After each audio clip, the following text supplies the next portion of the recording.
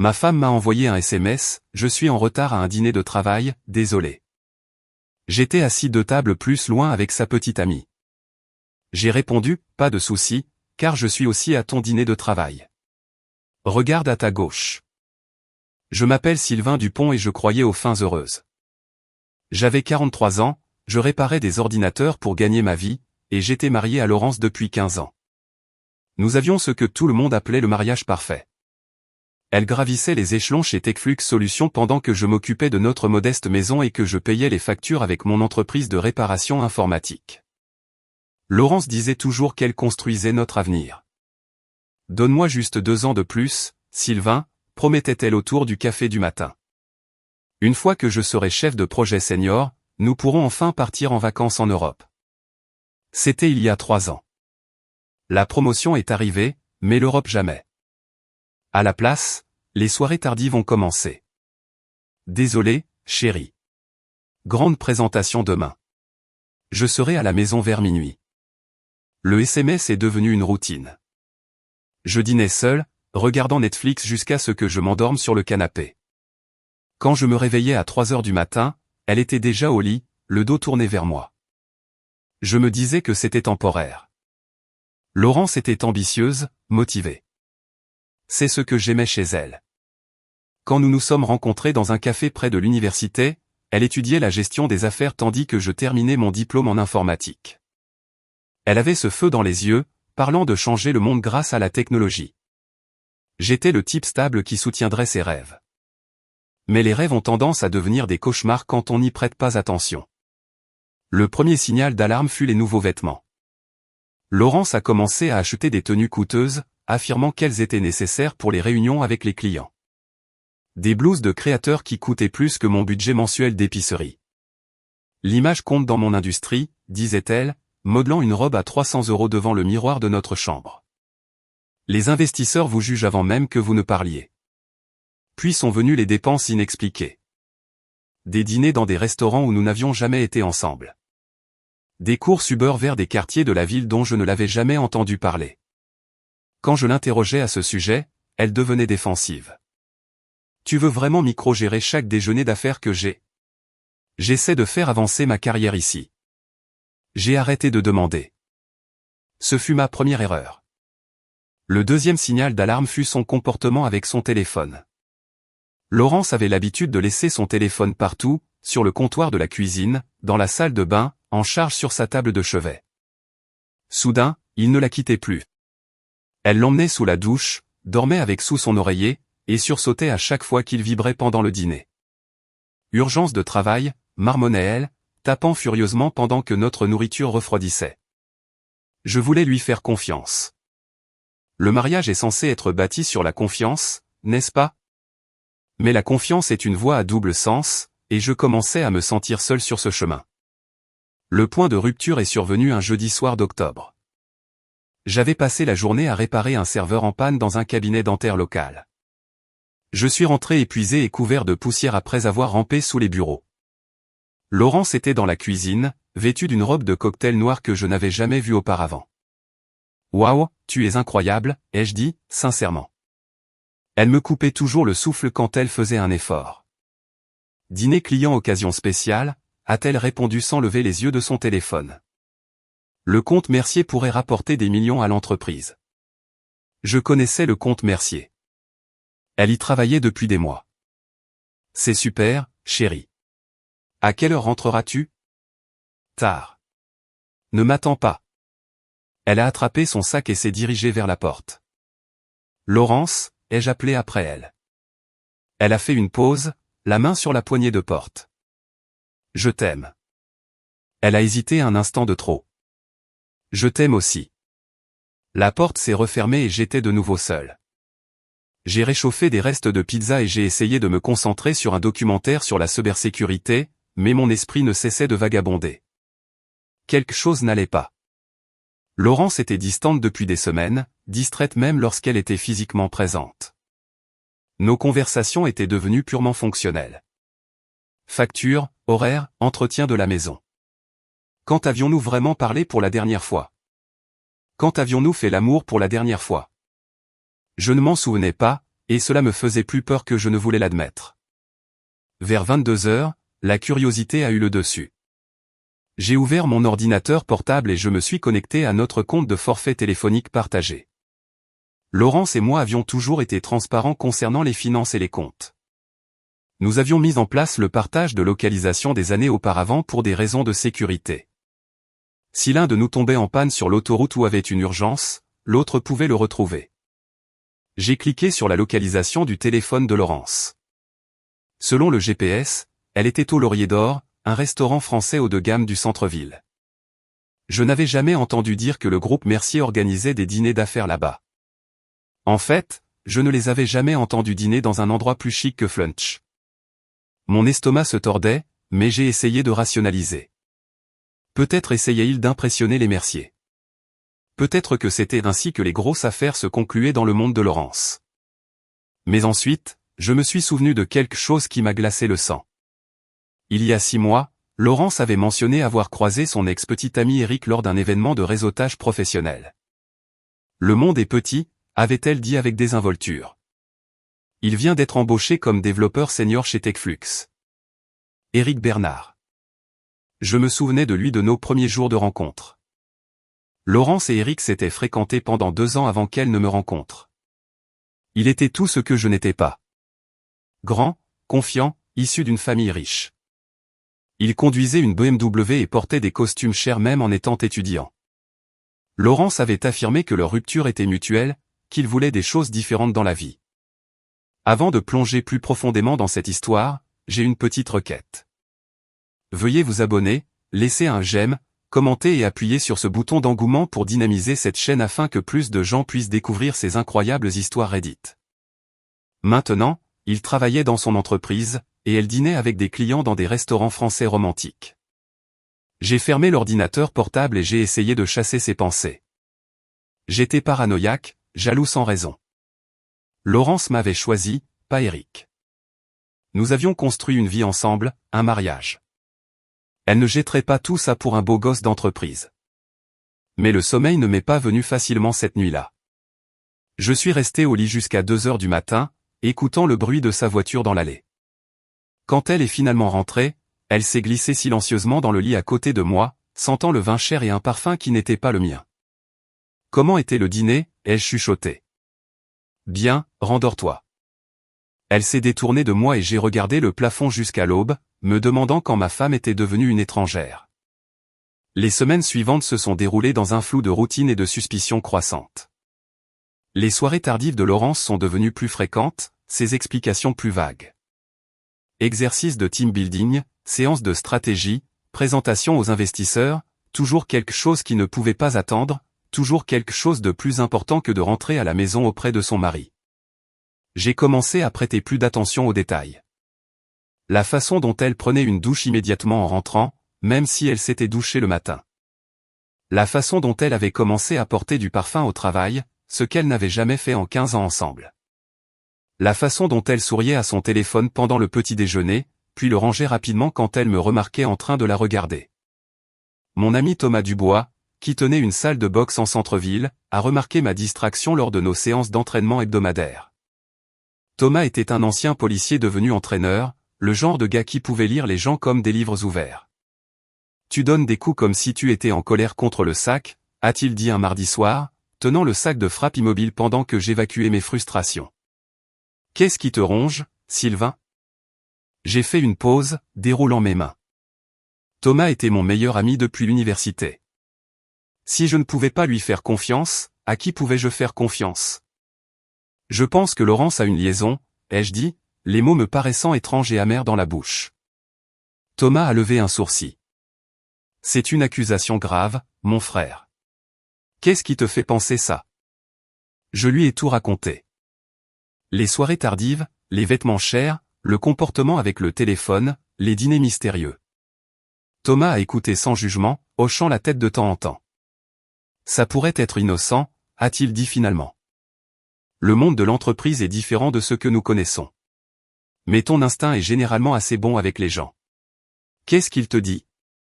Que mon mariage s'effondre, et que je suis le dernier à le savoir. Thomas m'a tendu une serviette. Alors, Qu'est-ce que tu vas faire? La confronter? J'ai besoin de preuves d'abord. De vraies preuves, pas seulement des soupçons. Fais attention, Sylvain. Parfois, quand tu cherches la vérité, tu trouves plus que ce que tu attendais. Il avait raison, mais j'avais dépassé le point de non-retour. Je devais savoir. L'occasion s'est présentée le vendredi suivant. Laurence a annoncé qu'elle travaillerait de nouveau tard. Un autre dîner client important qui pourrait faire ou défaire sa promotion. Elle a quitté la maison à 18h, vêtue d'une robe rouge à faire tomber, qui coûtait probablement plus que mon versement hypothécaire mensuel. Cette fois, je n'ai pas seulement vérifié sa localisation. Je me suis rendu au bureau de Techflux Solutions en centre-ville. Le parking était presque vide. La Honda Civic de Laurence était introuvable. J'ai appelé le numéro de bureau principal et j'ai demandé Laurence Dupont. Je suis désolé, mais mademoiselle Dupont est partie tôt aujourd'hui, m'a informé le gardien de sécurité de nuit. Le bâtiment est assez calme depuis 16 heures. Mes mains tremblaient en raccrochant. Elle avait menti. Directement, effrontément, à mon visage. J'ai vérifié sa localisation à nouveau. Le Laurier d'Or, le même restaurant qu'avant. Cette fois, j'ai décidé d'aller voir par moi-même. Le trajet en centre-ville a semblé être les 20 minutes les plus longues de ma vie. Une partie de moi espérait trouver Laurence à un dîner d'affaires légitime, qu'il y aurait une explication raisonnable au mensonge. L'autre partie de moi, celle qui devenait plus forte chaque jour, savait exactement ce que j'allais trouver. Le Laurier d'Or était le genre d'endroit qui exigeait des réservations et facturait 30 € pour une entrée. À travers les grandes fenêtres de devant, je pouvais voir des couples à des tables intimes, un éclairage doux, des fleurs fraîches. Ce n'était pas le genre d'endroit où l'on emmenait des clients à moins d'essayer de les séduire. Je me suis garé de l'autre côté de la rue et j'ai marché vers le restaurant, le cœur battant. Le maître d'hôtel m'a salué avec un sourire poli. « Bonsoir, monsieur. Avez-vous une réservation? En fait, je dois rencontrer ma femme ici, Laurence Dupont. Elle dîne avec des associés. » Le maître d'hôtel a consulté sa liste. « Oui, mademoiselle Dupont. Table pour 2 dans notre section arrière. Par ici. Table pour 2. Pas un dîner d'affaires. Un rendez-vous. » Je l'ai suivi à travers le restaurant, passant devant des couples partageant du vin et chuchotant à travers des tables éclairées à la bougie. Dans le coin arrière, partiellement caché par un paravent décoratif, je les ai vus. Laurence était assise en face d'Éric Bernard, penché en avant avec ce rire que je pensais réservé à moi. La main d'Éric couvrait la sienne sur la table. Ils partageaient une bouteille de champagne, se regardant comme des adolescents amoureux. Je me suis senti comme si j'avais reçu un coup de poing dans l'estomac. Tout l'air a quitté mes poumons d'un coup. « Monsieur. » Le maître d'hôtel me regardait avec inquiétude. « Vous allez bien? »« Je vais bien, » ai-je réussi à dire. « En fait, j'ai besoin de passer un coup de fil d'abord. » Je suis retourné vers l'entrée en trébuchant, mes jambes ressemblant à du caoutchouc. Sur le parking, je me suis assis dans ma voiture et j'ai essayé de digérer ce que je venais de voir. 15 ans de mariage, et c'était ainsi que cela se terminait. Pas par une dispute ou un éloignement progressif, mais par des mensonges, des dîners secrets et ma femme tenant la main de son ex-petite amie. J'aurais dû les confronter sur le champ. J'aurais dû me diriger vers leur table et exiger une explication. Mais quelque chose m'a arrêté. Peut-être le choc. Peut-être la fierté. Ou peut-être le début d'un plan qui se formait déjà dans mon esprit. Au lieu de cela, je suis rentré chez moi et j'ai attendu. Laurence est revenue à minuit, le rouge à lèvres légèrement estompé, les cheveux pas aussi parfaits qu'à son départ. Elle s'est glissée dans le lit à côté de moi, pensant probablement que je dormais. « Comment était le dîner client ?» ai-je demandé doucement. Elle s'est raidie. « Bien, productif. Les merciers sont très intéressés à aller de l'avant. » Un autre mensonge. Fluide et rodé comme si elle l'avait répété. « C'est super, chérie. Je suis fier de toi. » Elle s'est légèrement détendue. « Merci. Je suis épuisé. Grosse journée demain. » Je suis resté là dans l'obscurité, écoutant sa respiration se régulariser alors qu'elle s'endormait. Ma femme, ma partenaire, la femme que j'avais aimée pendant 15 ans me trompait avec son ex-petite amie. Et elle était si à l'aise avec le mensonge qu'elle pouvait dormir paisiblement à côté de moi après. C'est à ce moment-là que j'ai décidé que si Laurence voulait jouer à des jeux, j'y jouerais aussi. Mais j'allais jouer pour gagner. Au cours des 2 semaines suivantes, je suis devenu un détective dans mon propre mariage. J'ai commencé à tout documenter, les heures, les lieux, les incohérences dans les histoires de Laurence. J'ai créé un petit carnet où j'ai enregistré chaque mensonge, chaque comportement suspect, chaque moment qui confirmait ce que je savais déjà. Laurence avait une liaison avec Éric Bernard, et il n'était pas particulièrement prudent. J'ai appris qu'Éric vivait dans un appartement de luxe en centre-ville, conduisait une BMW en leasing et avait une petite amie nommée Jeanne Lefebvre, qui travaillait comme graphiste pour une agence de marketing. J'ai trouvé ces informations grâce aux réseaux sociaux, où Éric publiait des photos de son style de vie coûteux, et Jeanne partageait des photos de leur relation soi-disant heureuse. Jeanne semblait gentille dans ses publications. Elle partageait des photos de randonnée, de dîners faits maison et de jolis selfies de couple avec Éric. Elle n'avait aucune idée que son petit ami se faufilait avec une femme mariée lors de dîners d'affaires et de séances de stratégie nocturne. Plus j'en apprenais sur la situation, plus je devenais en colère. Ce n'était pas seulement que Laurence me trompait. C'était l'élaboration de la tromperie, la façon dont elle me regardait dans les yeux chaque matin et faisait comme si tout était normal. C'était la façon dont elle avait commencé à critiquer de petites choses à mon sujet, comparant notre mode de vie modeste au luxe qu'elle vivait avec Éric. Sarah de la comptabilité vient d'acheter une maison à Beauchamp, a-t-elle mentionné un soir. 3 chambres, des comptoirs en granit, un garage pour 2 voitures. Ça doit être agréable d'avoir ce genre de sécurité financière. L'implication était claire. Je n'apportais pas assez. Je n'étais pas assez performant. Je n'étais pas Éric. Peut-être que si tu n'avais pas dépensé 300 € pour une robe la semaine dernière, nous pourrions commencer à économiser pour des comptoirs en granit, ai-je répondu. Elle m'a lancé un regard qui aurait pu geler l'eau. Cette robe était un investissement professionnel. Tu ne comprendrais pas. Je comprenais plus qu'elle ne le réalisait. Le point de rupture est venu lorsque j'ai trouvé le téléphone secondaire. Laurence avait toujours été organisée avec ses affaires, mais ces derniers temps, elle était plus secrète à propos de son sac à main, de son sac de sport, de sa voiture.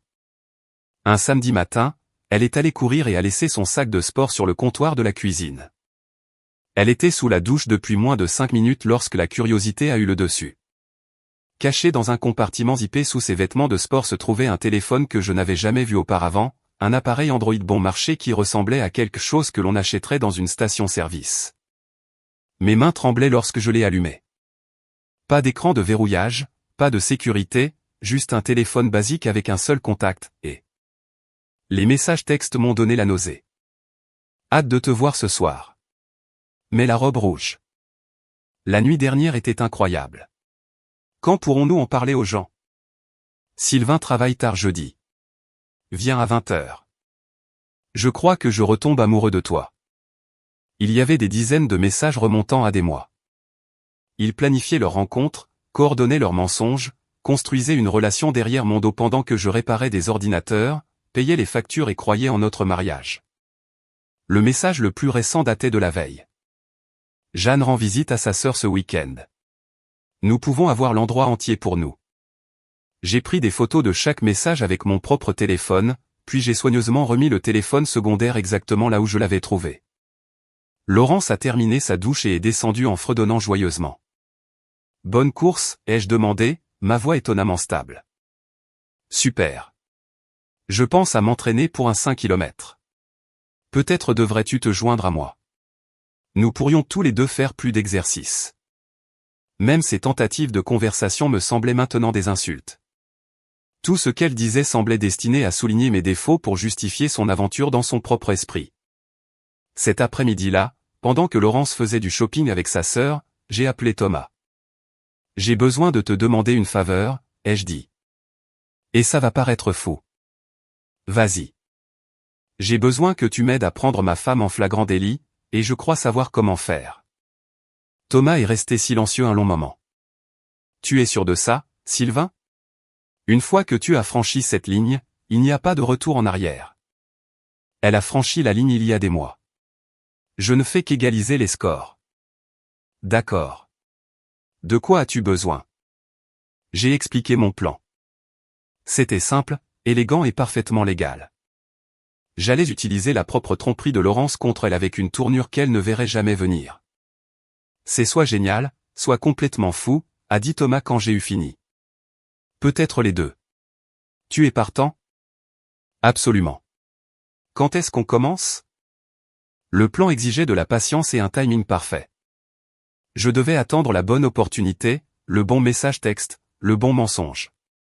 C'est arrivé le mardi soir suivant. Laurence était dans la salle de bain, se préparant pour un autre dîner de travail, quand son téléphone a vibré sur la commode. J'ai jeté un coup d'œil à l'écran et j'ai vu le nom d'Eric. L'aperçu du message était suffisant. Hâte de te voir ce soir, ma belle. C'était ça. C'était le moment que j'attendais. Laurence est sortie de la salle de bain vêtue de la robe de cocktail noire de notre première rencontre avec ses mensonges. Elle était belle et coupable et complètement inconsciente que son monde était sur le point de s'effondrer. Un autre dîner client, ai-je demandé avec désinvolture. Oui, le comte Moreau cette fois. Ça pourrait se prolonger. Comte Moreau.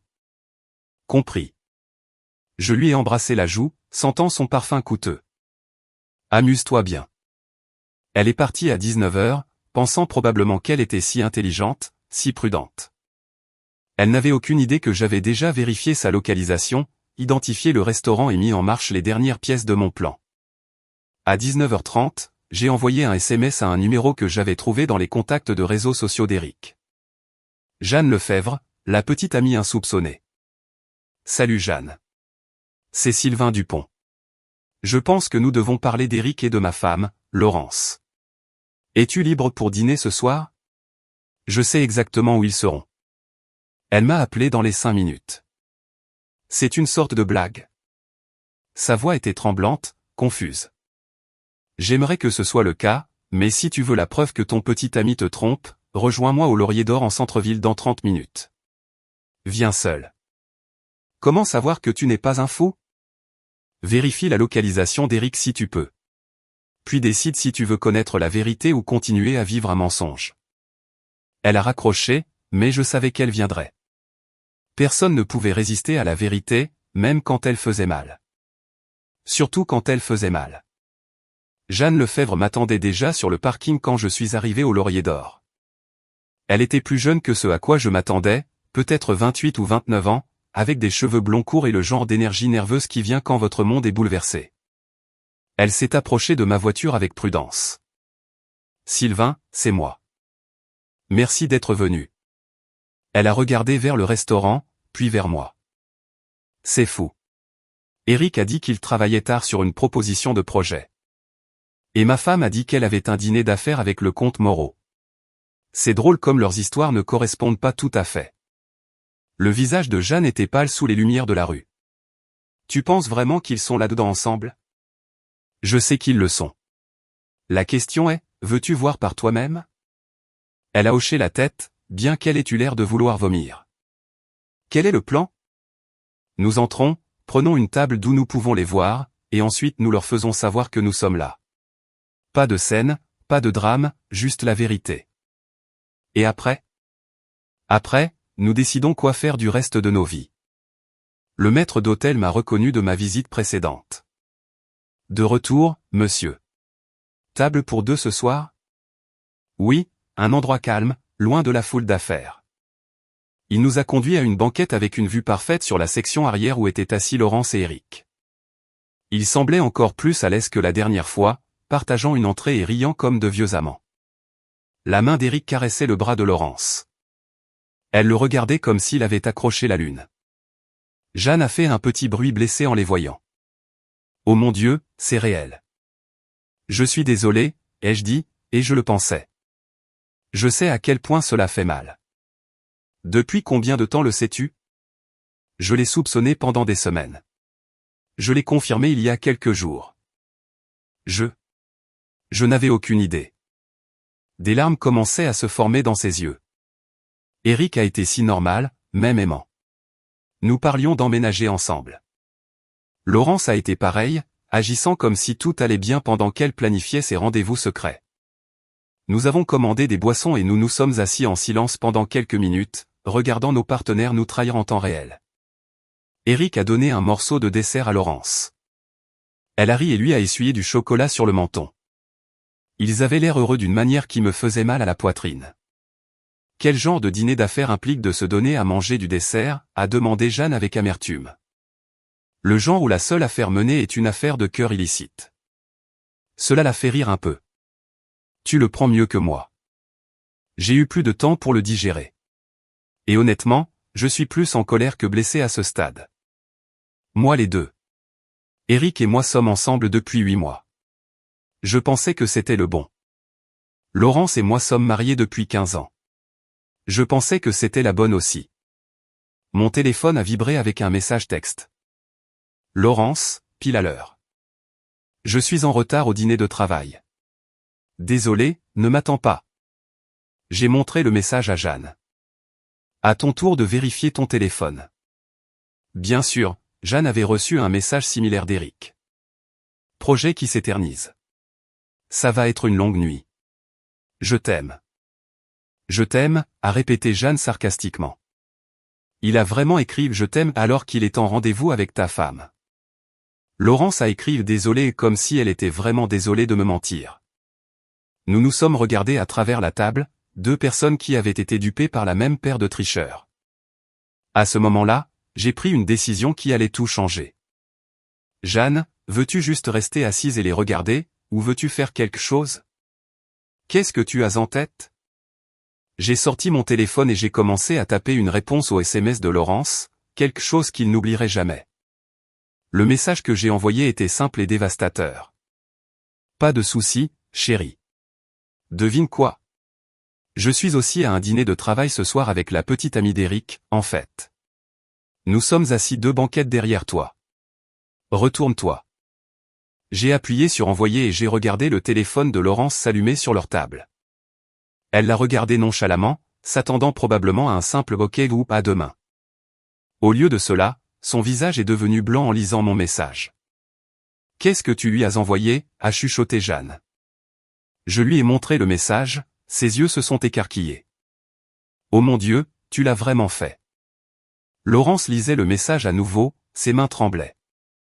Elle a regardé autour du restaurant frénétiquement, essayant de nous localiser sans être trop évidente. Eric a remarqué sa détresse et lui a demandé quelque chose. Elle lui a montré le téléphone. La réaction d'Eric a été encore meilleure que celle de Laurence. Son sourire confiant a disparu instantanément, remplacé par une pure panique. Il a commencé à regarder autour du restaurant comme un animal piégé. Et maintenant, a demandé Jeanne. Maintenant, nous les laissons transpirer 1 minute. Puis nous nous présentons. Laurence nous a finalement repérés. Nos regards se sont croisés à travers le restaurant, et j'ai vu 15 ans de mariage mourir à ce moment-là. Il n'y avait aucune explication qu'elle puisse donner. Aucun mensonge qui pourrait couvrir cela. Elle avait été prise en flagrant délit, et elle le savait. J'ai levé mon verre d'eau en un simulacre de toast. Le visage de Laurence s'est froissé. Eric était toujours en train de scanner le restaurant quand Jeanne s'est levée et s'est dirigée vers leur table. Je l'ai suivi, mon cœur battant d'adrénaline et de colère juste. Salut, Eric, a dit Jeanne gentiment. Comment avance cette proposition de projet? Eric avait l'air d'avoir vu un fantôme. Jeanne, qu'est-ce que tu fais ici? Je dîne avec Sylvain. Tu te souviens de Sylvain, n'est-ce pas? Le mari de Laurence. Laurence avait commencé à pleurer, le mascara coulant sur ses joues. Sylvain, je peux expliquer. Expliquer quoi, ai-je interrompu. Expliquer pourquoi tu m'as menti pendant des mois. Expliquer pourquoi tu es à un rendez-vous romantique avec ton ex-petite amie pendant que je suis à la maison à payer des factures et à croire en notre mariage. Les autres convives commençaient à remarquer l'agitation. Eric a essayé de prendre le contrôle de la situation. Écoutez, c'est un malentendu. Ah bon, l'a coupé Jeanne. Parce qu'on dirait que tu me trompes avec une femme mariée. C'est ça le malentendu auquel tu fais référence? Laurence a tendu la main vers la mienne. Sylvain, s'il te plaît. Pouvons-nous en parler à la maison? J'ai retiré ma main. Nous en parlons ici, maintenant, devant tout le monde, tout comme tu m'as humilié devant tout le monde pendant des mois. Je n'ai jamais voulu te faire de mal. Tu n'as jamais voulu te faire prendre. Il y a une différence. Eric s'est levé, essayant de sauver un peu de dignité. Jeanne, laisse-moi t'expliquer. Expliquer quoi? Comment tu m'as dit que tu m'aimais pendant que tu planifiais des dîners secrets avec elle? Comment tu as mené une double vie pendant Dieu sait combien de temps? Le restaurant était devenu silencieux autour de nous. Même les serveurs avaient cessé de bouger, regardant notre drame personnel se dérouler comme un feuilleton. Laurence sanglotait maintenant, complètement effondrée. Je suis tellement désolé, Sylvain. Je n'ai jamais voulu que ça se passe comme ça. Comment voulais-tu que ça se passe, Laurence? Allais-tu me le dire un jour, ou allais-tu simplement continuer à mentir jusqu'à ce que je le découvre par moi-même? Elle n'avait pas de réponse. Eric a essayé une dernière fois de prendre le contrôle. Pourquoi ne nous calmons-nous pas tous et n'en discutons pas comme des adultes? Des adultes? J'ai ri, et mon rire est sorti dur et amer. Les adultes ne se faufilent pas derrière le dos de leur partenaire. Les adultes ne mentent pas sur des dîners de travail pendant qu'ils ont des liaisons. Les adultes ont assez de respect pour leur relation pour y mettre fin avant d'en commencer de nouvelles. Jeanne pleurait aussi maintenant. Mais ses larmes étaient de colère. 8 mois, Eric. 8 mois de ma vie gâchée à cause de toi. Ce n'est pas gâché. Si, ça l'est. Parce que tout entre nous n'a été qu'un mensonge. J'ai regardé autour du restaurant toutes les personnes qui assistaient à notre douleur privée devenue un spectacle public. Une partie de moi se sentait embarrassée, mais une plus grande partie se sentait justifiée. Laurence m'avait humilié en privé pendant des mois. Maintenant c'était son tour. 15 ans, ai-je dit doucement, regardant directement Laurence. 15 ans de mariage, et c'est ainsi que tu y mets fin. Pas avec honnêteté ou respect ou même une conversation. Avec des mensonges et des cachotteries et des dîners romantiques avec ton ex-petite amie. Laurence a essayé de parler, mais j'ai levé la main. Je n'ai pas fini. Tu veux être avec Eric? Très bien. Sois avec Eric. Mais ne prétends jamais, jamais que c'est ma faute ou que tu n'as jamais voulu me faire de mal. Tu as fait un choix, Laurence. Chaque mensonge, chaque dîner secret, chaque message texte, tout cela était des choix. Et maintenant, tu vas devoir vivre avec les conséquences. Je me suis tourné vers Eric, qui était toujours là, l'air figé comme un cerf dans les phares. Et toi? Tu savais qu'elle était mariée. Tu savais que j'existais, mais tu l'as poursuivi quand même parce que tu es égoïste et que tu voulais ce que tu voulais. Les conséquences soient damnées. Le visage d'Eric est devenu rouge. Tu ne sais pas de quoi tu parles. Je sais exactement de quoi je parle. Je connais le téléphone secondaire. Je connais les messages textes. Je connais tous les mensonges que vous deux avez racontés pour couvrir votre liaison. Alors, ne reste pas là à faire comme si j'étais le déraisonnable. Jeanne s'est essuyé les yeux et a regardé Eric avec dégoût. C'est fini. Ne m'appelle pas. Ne m'envoie pas de SMS. Ne me regarde même pas si tu me croises dans la rue. Elle s'est retournée et est partie, laissant Eric là, la bouche ouverte. J'ai regardé Laurence une dernière fois. Je vais rester chez Thomas pendant quelques jours. Quand je rentrerai à la maison, je veux que tu sois parti. Nous réglerons les détails du divorce plus tard. Sylvain, attends. Mais je m'éloignais déjà, suivant Jeanne vers la sortie. Derrière nous, j'entendais Laurence pleurer et Eric essayer de la réconforter. Qu'ils se réconfortent mutuellement. Ils avaient détruit 2 relations pour être ensemble. Maintenant, ils pourraient voir si cela en valait la peine. Sur le parking, Jeanne et moi nous tenions près de nos voitures, émotionnellement épuisés et incertains de ce qu'il fallait dire. Merci, a-t-elle dit finalement, de m'avoir dit la vérité, de m'avoir permis de la voir par moi-même. Merci de m'avoir cru, et de m'avoir soutenu là-dedans. Qu'est-ce qui se passe maintenant? Maintenant, nous ramassons les morceaux et nous trouvons comment avancer. Elle a hoché la tête et est montée dans sa voiture. Je l'ai regardée partir, puis je me suis assis dans ma propre voiture pendant un long moment, traitant ce qui venait de se passer. Mon mariage était terminé. 15 ans achevés en une seule conversation dans un restaurant français. Mais pour la première fois depuis des mois, j'avais l'impression de pouvoir respirer à nouveau. Les mensonges étaient terminés. La comédie était finie. Et la vérité était enfin révélée. Laurence voulait Eric. Elle pouvait l'avoir. Mais elle allait découvrir qu'obtenir ce que l'on veut et être heureux avec ce que l'on obtient sont deux choses très différentes. Et j'allais m'assurer qu'elle apprenne cette leçon à la dure. Les semaines suivantes ont été un tourbillon d'avocats, de paperasse et de partage de 15 ans de vie commune. Laurence a emménagé avec Eric presque immédiatement, ce qui m'a dit tout ce que je devais savoir sur la durée de cette liaison. On n'emménage pas avec quelqu'un après quelques dîners secrets. On emménage avec quelqu'un avec qui on a planifié un avenir. Je suis resté à la salle de sport de Thomas, dormant sur un lit de camp dans le bureau arrière et l'aidant avec le travail administratif en échange du logement et de la nourriture. Ce n'était pas glamour, mais cela me donnait de l'espace pour réfléchir et planifier mes prochains mouvements. Parce que je n'en avais pas fini avec Laurence et Eric, loin de là. La confrontation au restaurant avait été satisfaisante, mais ce n'était que le début.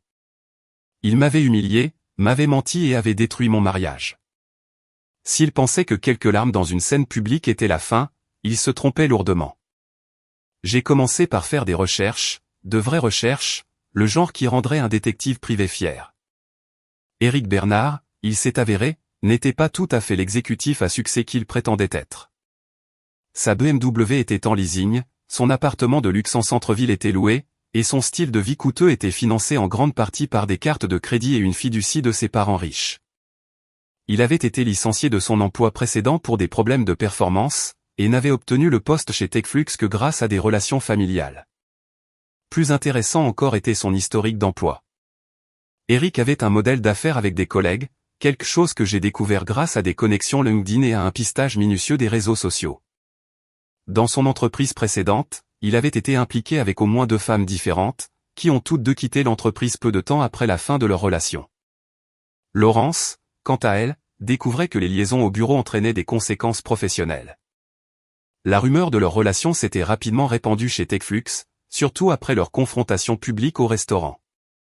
La direction n'était pas contente que 2 de leurs employés causent des drames au travail, surtout quand l'un d'eux était marié à quelqu'un d'extérieur à l'entreprise. J'ai appris tout cela grâce à une combinaison de sources, de connaissances mutuelles, de réseaux sociaux, et une conversation avec Jeanne, qui était restée en contact depuis notre rencontre au restaurant. Eric n'arrête pas de m'appeler, m'a-t-elle dit autour d'un café un samedi matin, affirmant que ce qui s'était passé avec Laurence était une erreur, qu'il voulait arranger les choses. Et tu lui as dit quoi? Je lui ai dit de perdre mon numéro. Mais Sylvain, je pense qu'il y a quelque chose que tu devrais savoir. Elle a sorti son téléphone et m'a montré une capture d'écran d'une conversation par SMS. Eric m'a envoyé ça hier pour essayer de s'expliquer. Regarde ce qu'il dit à propos de Laurence. Le message m'a fait bouillir le sang. Laurence n'était qu'une aventure de rebond, une façon de me sentir mieux après notre dispute du mois dernier. Elle ne représente rien pour moi. C'est toi que j'aime vraiment.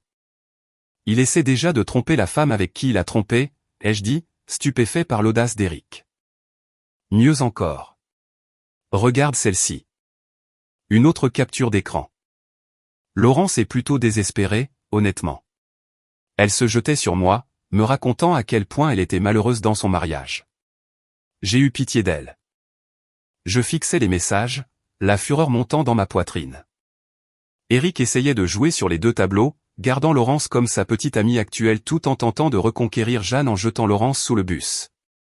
Jeanne, peux-tu me rendre un service? Quel genre de service? Celui qui donnera à Eric et Laurence exactement ce qu'ils méritent. Mon plan était élégant dans sa simplicité. Si Eric voulait jouer à des jeux et manipuler plusieurs femmes, j'allais m'assurer que tout le monde sache exactement quel genre d'homme il était vraiment. Et si Laurence pensait qu'elle avait fait un échange avantageux en me quittant pour lui, elle était sur le point d'avoir un très rude réveil. La première étape fut de révéler la situation financière d'Eric. J'avais appris par des registres publics qu'il était en retard sur son loyer, avait atteint le plafond de ses cartes de crédit et risquait des poursuites judiciaires de son ancien propriétaire. Le style de vie coûteux que Laurence appréciait était bâti sur de l'argent emprunté et des dons familiaux. J'ai compilé toutes ces informations dans un rapport détaillé, avec capture d'écran, relevé financier et historique d'emploi. Ensuite, je l'ai envoyé anonymement au service des ressources humaines de Techflux avec une simple note, je pensais que vous devriez savoir quel genre d'employé vous avez embauché. La deuxième étape était plus personnelle. J'ai créé un faux compte de médias sociaux et j'ai commencé à suivre les amis, la famille et les collègues d'Eric. Au cours d'une semaine, j'ai soigneusement documenté ses mensonges, ses problèmes financiers et ses tentatives de tromper Laurence avec Jeanne. Ensuite, j'ai envoyé toutes ces informations à Laurence. Le message était simple, je pensais que tu devrais savoir ce que ton petit ami pense vraiment de toi. Vérifie les captures d'écran. Tu voudrais peut-être aussi lui demander à propos de ses dettes de carte de crédit et pourquoi ses parents ont dû payer son loyer le mois dernier. Une amie concernée. La réponse fut immédiate et explosive. En quelques heures, Eric publiait des messages frénétiques sur les réseaux sociaux, affirmant qu'il avait été piraté et que quelqu'un répandait des mensonges à son sujet. Les réseaux sociaux de Laurence sont devenus complètement silencieux. Aucune publication, aucune activité, rien. Mais les vrais feux d'artifice ont commencé lorsque le service des ressources humaines de Techflux a lancé une enquête sur les antécédents d'Eric et a découvert qu'il avait menti sur son CV concernant son emploi précédent et ses qualifications. Thomas a trouvé ça hilarant quand je lui en ai parlé autour de bière ce soir-là. Alors, si je comprends bien, a-t-il dit en souriant. Eric est sur le point de se faire virer pour avoir menti sur son CV. Il est fauché. Sa petite amie vient de découvrir qu'il essaie de la tromper, et sa famille va probablement le couper les vivres quand elle découvrira l'affaire. C'est la situation de base. Oui. Et Laurence est sur le point de découvrir qu'elle a quitté un mariage stable pour un raté au chômage et fauché qui ne la veut même pas vraiment. Je n'aurais pas pu mieux planifier ça moi-même. Tu l'as planifié toi-même, espèce de magnifique salaud. La dernière pièce du puzzle est venue d'une source inattendue. L'ex-petite amie d'Eric de son emploi précédent m'a contacté via LinkedIn après avoir vu une partie du drame sur les réseaux sociaux. J'ai entendu parler de ce qu'Eric a fait à votre mariage, a-t-elle écrit. Je pensais que vous devriez savoir qu'il m'a fait la même chose. Il me voyait tout en vivant avec une autre femme, me disant qu'elle n'était qu'une colocataire et qu'il allait rompre avec elle. Il m'a fallu des mois pour comprendre qu'il mentait. Elle a inclus des captures d'écran de messages textes qui montraient le modèle de manipulation et de tromperie d'Eric. Les messages étaient presque identiques à ceux qu'il avait envoyés à Jeanne. Les mêmes mensonges, les mêmes excuses, les mêmes promesses qu'il n'avait aucune intention de tenir. J'ai transmis tout cela à Laurence avec un autre message anonyme, l'ex-petite amie d'Eric voulait que tu saches à qui tu as affaire. C'est son modus operandi. Tu n'es pas spécial. Tu n'es que la dernière victime. La confrontation que j'attendais a eu lieu un jeudi soir. J'étais à la salle de sport de Thomas, évacuant mes frustrations sur le sac de frappe quand Laurence est apparue. Elle avait l'air terrible. Ses cheveux étaient non lavés, ses vêtements froissés, et elle avait le regard creux de quelqu'un qui n'avait pas dormi. La femme confiante et ambitieuse que j'avais épousée avait disparu, remplacée par quelqu'un qui semblait brisé et désespéré. Nous devons parler, a-t-elle dit. J'ai arrêté de frapper le sac et me suis tourné vers elle. Je pense que nous avons dit tout ce que nous avions à dire au restaurant. Sylvain, s'il te plaît. J'ai fait une erreur. Une énorme erreur. Tu as fait un choix, Laurence. Plusieurs choix pendant plusieurs mois. Ne minimise pas cela en l'appelant une erreur. Elle a commencé à pleurer, ce qui m'aurait peut-être affecté quelques semaines plus tôt. Maintenant, cela ne faisait que me mettre en colère. Eric n'est pas celui que je pensais qu'il était, a-t-elle dit entre deux sanglots. Il m'a menti, il m'a utilisé. Il est fauché, Sylvain. Il ne peut même pas payer son loyer sans l'aide de ses parents. Et tu le découvres seulement maintenant ? J'étais tellement prise par l'excitation, l'attention. Il m'a fait me sentir spéciale, importante, comme si je valais la peine d'être courtisée. Tu valais la peine d'être courtisée. Je t'ai courtisé pendant 15 ans. Je n'en ai juste pas fait tout un plat parce que je pensais que nous avions dépassé le point où tu avais besoin d'une validation constante. Laurence s'est essuyé les yeux avec le dos de sa main. Je sais que je t'ai fait du mal. Je sais que j'ai détruit notre mariage, mais peut-être pourrions-nous essayer une thérapie de couple, essayer de régler les choses. Je l'ai regardé, sidéré par son audace. Tu veux arranger les choses après des mois de mensonges, de tromperies et de m'avoir humilié, après avoir emménagé avec ton petit ami et publié des photos de ta nouvelle vie sur tous les réseaux sociaux. J'étais confus. Tu étais égoïste, et tu le es toujours. Si tu penses que tu peux simplement revenir ici et reprendre là où nous en étions parce que ton aventure ne s'est pas déroulée comme tu l'avais prévu. Alors, c'est tout. 15 ans de mariage et tu vas tout jeter? J'ai ri et mon rire est sorti amer et dur. Je ne jette rien, Laurence. Tu l'as déjà jeté. Je refuse simplement de fouiller dans les ordures pour essayer de le reconstituer. Elle m'a regardé comme si je l'avais giflé. Je n'aurais jamais cru que tu puisses être si froid. Je n'aurais jamais cru que tu puisses être si malhonnête. Je suppose que nous avons tous les deux appris quelque chose de nouveau l'un sur l'autre. Laurence est partie sans un mot de plus, et je suis retourné frapper le sac lourd. Chaque coup était comme une clôture, comme mettre le point final à un chapitre de ma vie qui avait duré bien trop longtemps. Le sac a balancé et est revenu vers moi comme s'il voulait une réponse, et tout ce que je pouvais lui donner, c'était un autre coup franc. Mes épaules brûlaient. Mes jointures picotaient à travers les bandages. Ça faisait du bien de souffrir d'une manière honnête, d'une manière qui ne venait pas avec de la confusion ou des excuses. Thomas n'a pas dit grand-chose. Il ne le faisait jamais quand il savait que les mots ne feraient que tout gâcher. Il s'est simplement appuyé sur le cadre de la porte, les bras croisés, et m'a regardé m'en sortir comme je pouvais. Quand j'ai finalement arrêté, respirant difficilement, la sueur coulant le long de ma colonne vertébrale, il m'a lancé une serviette et a fait un signe de tête vers le distributeur d'eau. J'ai bu comme si j'avais traversé un désert. « Ça va ?» a-t-il demandé. J'ai presque ri parce que la question était trop petite pour ce que je ressentais. Mais j'ai compris ce qu'il voulait dire. Allais-je faire quelque chose de stupide? Allais-je recommencer à courir après des fantômes? Je suis là, ai-je dit. C'est suffisant. Il a hoché la tête comme s'il comprenait, puis il est parti, me laissant l'intimité de son silence. Sur le chemin du retour, la ville avait la même apparence, mais elle ne se sentait plus la même. Les feux de circulation, les devantures de magasins, les gens portant leurs courses, les couples promenant leurs chiens, la vie normale, avançant sans la permission de ma douleur. Pendant des semaines, j'avais eu l'impression que le monde s'appuyait sur moi, me pressant jusqu'à ce que je ne puisse plus respirer. Cette nuit-là, j'ai eu l'impression que la pression s'était déplacée, que mes poumons avaient de nouveau de la place.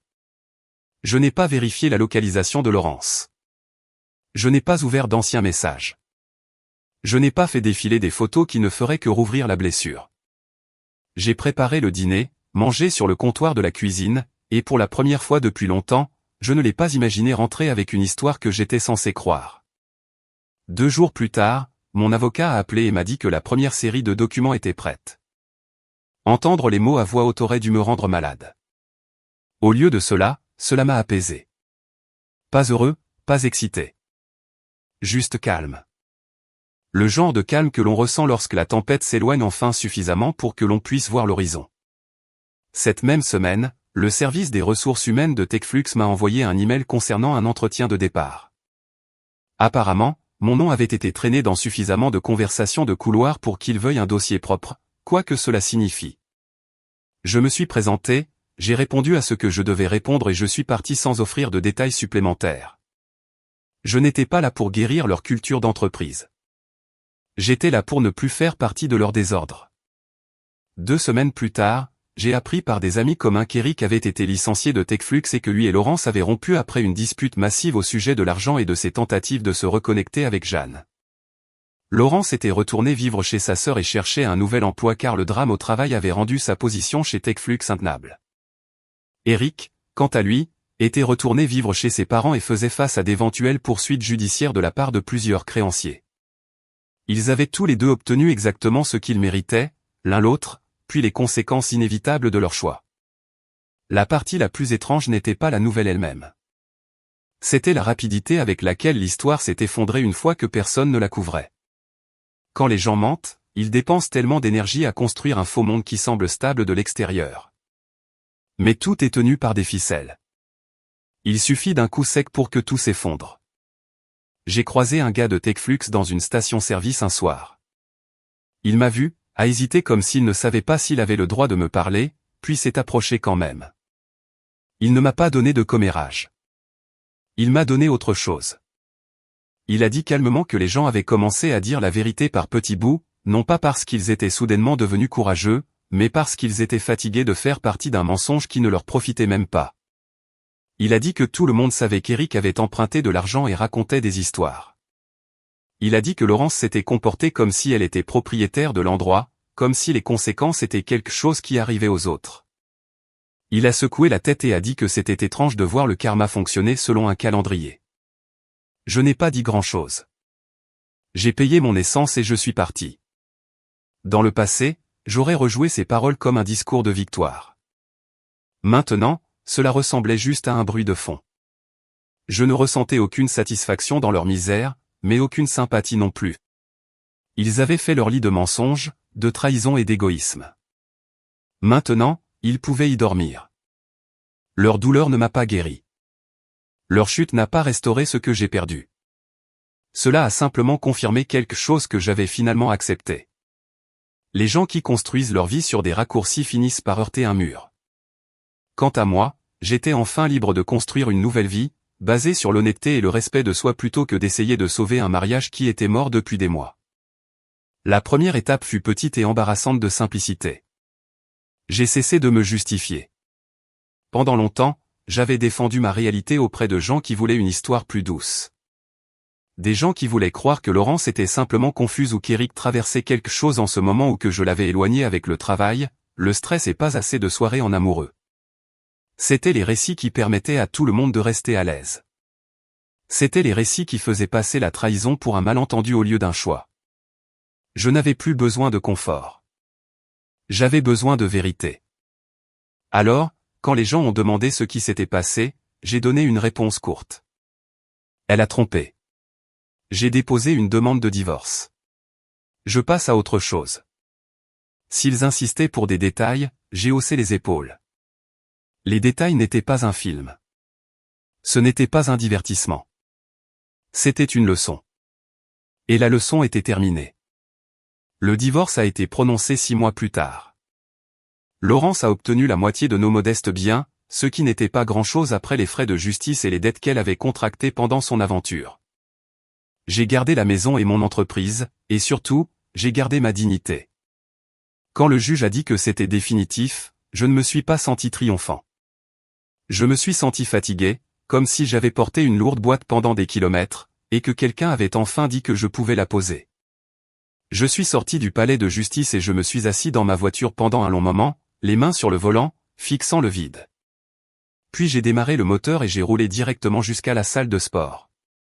Thomas était dans le bureau, griffonnant sur un emploi du temps. Il a levé les yeux vers moi et a su tout de suite. Il n'a pas posé de questions. Il s'est juste levé, a ouvert les bras et m'a donné une étreinte rapide et solide, comme un frère. « Tu veux ça ?» a-t-il demandé, en hochant la tête vers le presse-papier. « Quoi ?» ?»« La place permanente, aider à gérer l'endroit. » »« Je suis sérieux. » Thomas m'a offert un poste permanent pour l'aider à gérer la salle de sport, que j'ai accepté. Ce n'était pas la vie que j'avais prévue, mais c'était un travail honnête avec des gens honnêtes.